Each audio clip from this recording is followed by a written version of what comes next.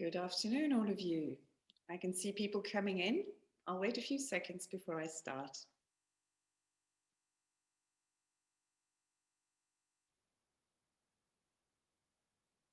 Hi, Darren.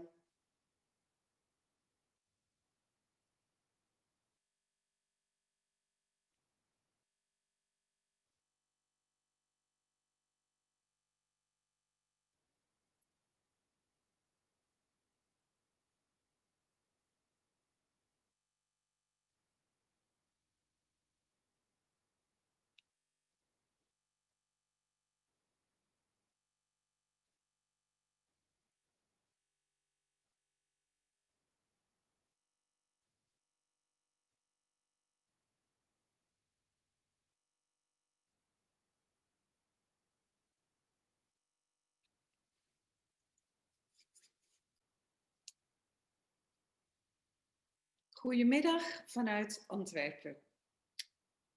Hallo allemaal. It's so good to meet all of you. It's a wonderful sunny day in Antwerp, which is the Low Countries, which is Flanders, very closely connected to the Netherlands. And I'm very happy to be here with you wherever you are.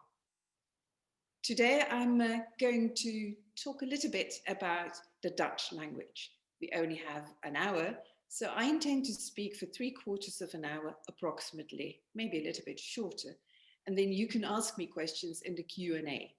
There is a Q&A at the bottom, there's a button, and you can ask your questions there, and I will try to answer them as well as possible. I hope that all of you can hear me.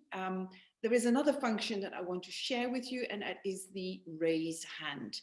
So in case anything goes wrong, just raise your hand and I'll make sure that I'll try to solve whatever there is at hand. I can see that we are approximately 240 people here, so it's a big crowded classroom, a big crowded auditorium, and I'm very happy to have all of you here. I'm going to share my screen with you and guide you through a couple of slides. Right. Okay. Het Nederlands. This is a picture of me in better days, probably, but in front of a lot of books. And I'm the Secretary General of the Language Union of the Dutch language, de Taalunie, de Nederlandse Taalunie. What does the Language Union do? Well, it's here to make sure that people are guided to language, that language is made accessible to them, that they can use language as much as possible in as many creative ways as possible, and also that the language is internationalized. In the coming 35 minutes or so, I'll guide you through a little bit of that language.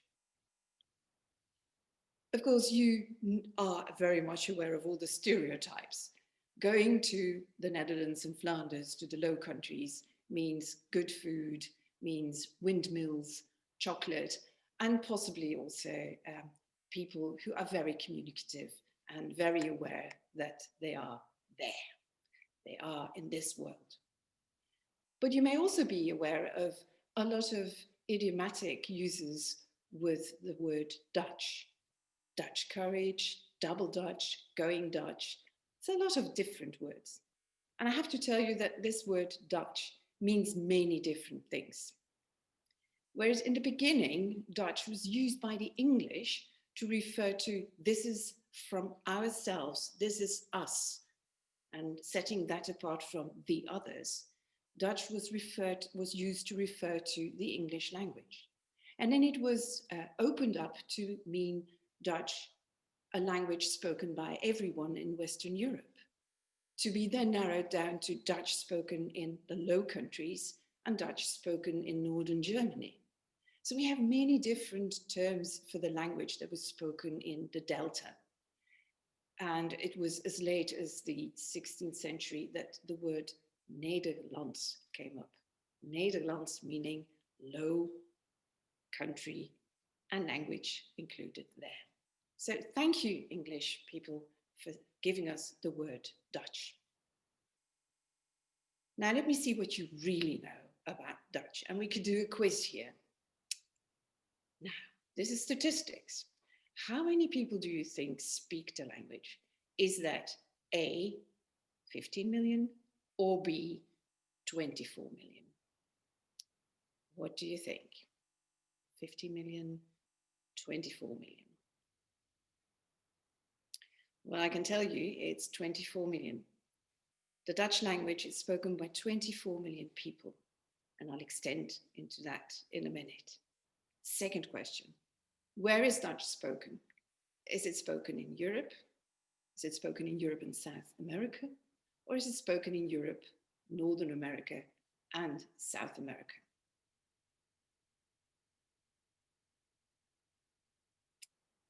Dutch is spoken in the Netherlands and in Belgium.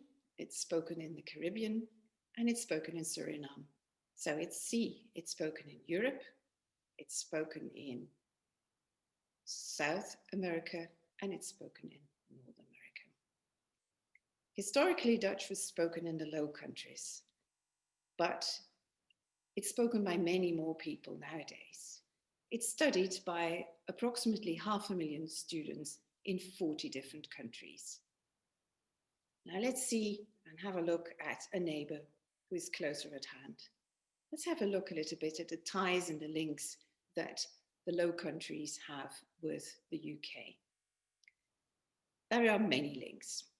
You know that Caesar set foot in Kent in 54 BC, but he returned very quickly to the continent, to the Belgians, who were very brave, but also possibly also brave because they were very far away from the Roman culture. So Caesar went back to Rome as quickly as he could.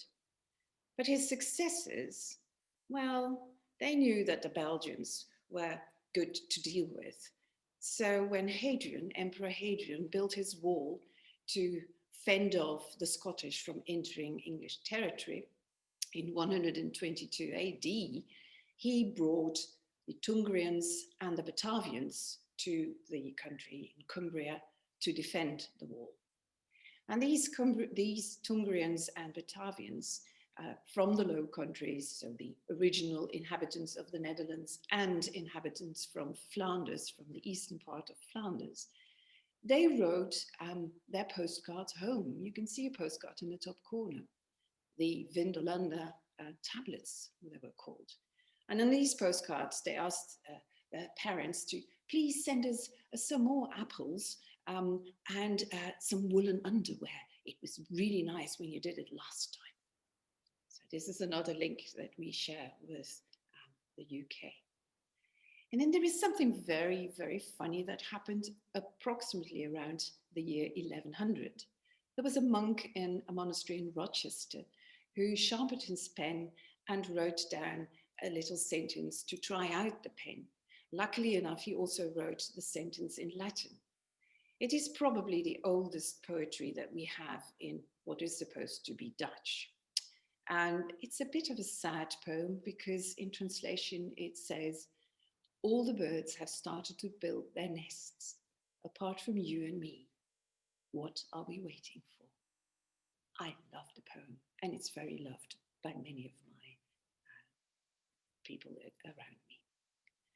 Now let's turn to another link, which is the jewel in the realm, and that's the link of wool. England and Scotland were renowned for the good quality of their wool, and that was traded all around the world, the known world in those days. And the Scots and the English went to Ghent and Bruges and Ypres to sell their wool. And they had little dictionaries to make sure that they could get the best price for their wool and then turn it into nice fabric to take home again. And these little dictionaries are kept in the University Library in Edinburgh. My dearest man, can you tell me what the best price is for my wool today? And that's how trade got off in those days. But of course, there is more than the links with Britain. There is import and export. The Low Countries imported and exported materials, and with trade, you also import goods and language. All these words were given to us from English, and we're very, very grateful for that. T-shirts, unplugged, computer, airbag, and of course, anything to do with sports, goal, for instance. But, and maybe you didn't know that, the Dutch also gave a lot of words to English. There is approximately 1,500 Dutch derived words or words derived from Dutch in an English dictionary on average. If you thought that scone was an English invention, think again, because it means schoon brood. It's with wheat, with white wheat, and that's why it's called scone nowadays. But a cookie is also Dutch descent, as is the word rucksack or iceberg. So we are happy that we've given you some words as well. But being close together also generates false frames, words that seem the same but aren't, like, how are you? Who is it? Or that man is intelligent, or that woman is brave. That brings us back to the brave Belgians, of course. Sharing and exchanging is business, of course. And the Dutch were good travelers. They were the only people who were allowed to travel to Japan and trade with the Japanese. And with trade comes also importing materials. And they imported the beer to Nagasaki in 1550. And the word beer is still a part of the Japanese language. The Dutch traveled the world, and when they were looking for fresh water, they landed in the Cape. But there was also the other way around. Tsar Peter the Great came on an internship to the Netherlands, to Zaandam. It's an Erasmus exchange nowadays. And what he did is, during his training, he took on a lot of interesting procedures and he learned a lot, and he took materials and the words back to Russia and back to the Russian language. And a similar thing happened with Peter Stuyvesant, who went west. He almost conquered the West and decided that the Big Apple was to be called New Amsterdam. That is all history. But let me take you on a little expedition of the language, of the culture, and why it's worth it. If you know Dutch, you can actually access people in 3 continents. If you know Dutch, you can also communicate with a couple of VIPs, because Dutch is the bridging language to some of them. Knowing Dutch gives you access to very interesting and intriguing literature, according to some. There's plenty of books that are being written. We have our Shakespeare in very many disguises. Old texts, modern texts, still being read and being sampled. The literature in Dutch is really literature about identity. And people, writers, try to find their identity in their first language, in a second language, Dutch as a second language, in their dialects, and share that identity with their readership. In order to be able to do that, the Language Union provides them with all the tools that are required to work in language, to make language a creative tool. The Dutch language can boast the largest dictionary in the world, with 400,000 items, sources dating back to 1500. But books may be stuffy, and Dutch is digitally a very strong language. Also, the language books are available online, as are the literary history books. If you cannot access a book in the Dutch language, you can always read the translations. The Language Union is really very heavily engaged in making sure that books are translated into Dutch and also from Dutch into other languages. We are actually supporting a master's program in translation studies, literary translation, but also we have other types of translation as well, but I'll come back to that. And last but not least, If books are not pleasant to you, you can always look at art. There is a lot of music that is typical for the Low Countries. There is art that also links back to England, to Great Britain, for instance, with Van Dyck. But there is also street art with Matthias Schoenaerts, the famous actor who is a street artist and is very famous for his graffiti. So what about Dutch? Is it worth to have a career in Dutch? Well, let's see what people say. First and foremost, in Europe, knowing Dutch, knowing language, and linking that to export is a gain. It's a financial gain, and it also ensures sustainable business relations. In Britain, Dutch is the sixth most requested language when we talk vacancies, and the third when we talk export, and the fourth when we talk language in international education. So it's not a language to be tampered with. It has its place in the UK. Now, what do students say about this? Why are students working with the Dutch language? Well, there are many places in the UK where you can study Dutch in many different ways. There are universities, there are schools of higher education, there are language courses, there are full programs, and they are taught by the best people in the world. Now, what do students say? Why do they study Dutch? Well, some because they want to be translators or interpreters, or they want to be in the diplomatic service. They want to mediate between people. Some, they study Dutch because Dutch gives them something unique. It is petit, it's a niche, and it opens up great networking opportunities because of the fact that it is a rather small language. But it isn't that small. It's the 8th language in the European Union, and therefore it will not suffer language death. A third reason why students want to study Dutch is because they want to become an expert in one or other professional area. Sometimes in Dutch art, which can be art history. Sometimes they want to be experts in negotiation management. There is many professional potential. And last but not least, they sometimes want to learn the language because they want to go abroad. And one student from Hull wanted to work in a Belgian company because he saw that as a bridge to Europe. Ooh, what is that cucumber doing on my screen? Well, students sometimes want to study the language for the language itself, and they don't think about perspectives and careers. They think the language is a nice language to listen to. From the north, where people have a little bit of a harsher sound, to the south, where it's soft spoken, and the west in Suriname, where it's very nicely and well articulated.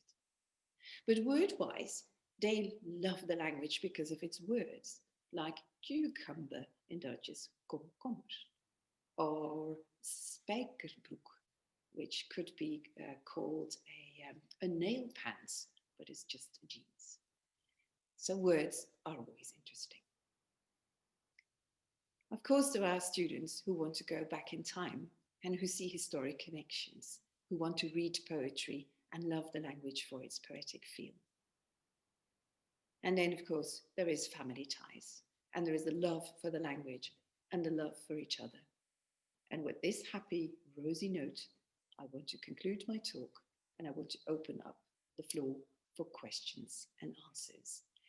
If, however, you have a question to me, which is more private, you can contact me at communicatie@taalunie.org. And I would like to say thank you for your attention. I'm going to open the Q&A now, and I can see that people are already asking all kinds of interesting questions. Okay, first question. My level of understanding Dutch is very, but I can't speak it very well. Okay, I think it should read, my level of understanding Dutch is very good, but I can't speak it very well. What should I do to improve? Well, Mamta, there are many ways in which you can improve the understanding or your production of the language. I'll first, there are many different ways in which to do this. I think that you should try to start to speak. So overcome the fear of not being able to speak fluently. So try to talk to yourself and build little conversations and try and take it slowly. Um, Read a little bit of text and try to paraphrase it for yourself and then use it as a script to work on. It's not very difficult to also speak Dutch. People are very understanding and mistakes are taken for granted because that's what belongs to a language. George is asking the question, is Dutch spoken in South Africa in the form of Afrikaans?